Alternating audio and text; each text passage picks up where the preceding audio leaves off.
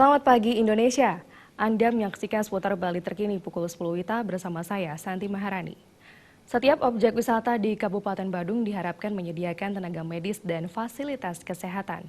Upaya tersebut sangat penting untuk memberikan tindak lanjut dan penanganan pertama jika terjadi kecelakaan di objek wisata. Kecelakaan yang dialami salah seorang wisatawan di Uluwatu beberapa waktu lalu adalah salah satu bukti tindakan medis pertama untuk menolong korban kecelakaan. Anggota DPRD Badung Nyoman Oke Widianta berharap pemerintah dapat mengalokasikan anggaran untuk pengadaan tenaga kesehatan dan fasilitas kesehatan lainnya. Menurutnya, penyediaan tenaga medis dan fasilitas kesehatan di objek-objek wisata di Kabupaten Badung sangat penting, memberi rasa nyaman kepada wisatawan lokal, domestik maupun turis asing.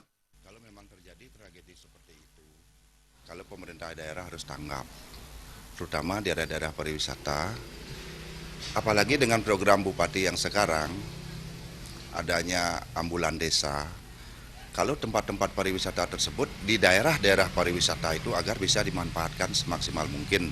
Salah satu contoh, penerapan daripada sistem kesehatan 24 jam yang dicanangkan oleh Bupati ini, khusus untuk daerah-daerah pariwisata itu harus standby di sana.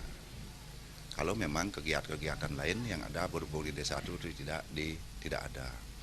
Jadi, kalau kami juga mendengar informasi, kalau memang terjadi kejadian-kejadian di tempat pariwisata yang membutuhkan waktu lama untuk pertolongan, itu harus sudah mulai diantisipasi.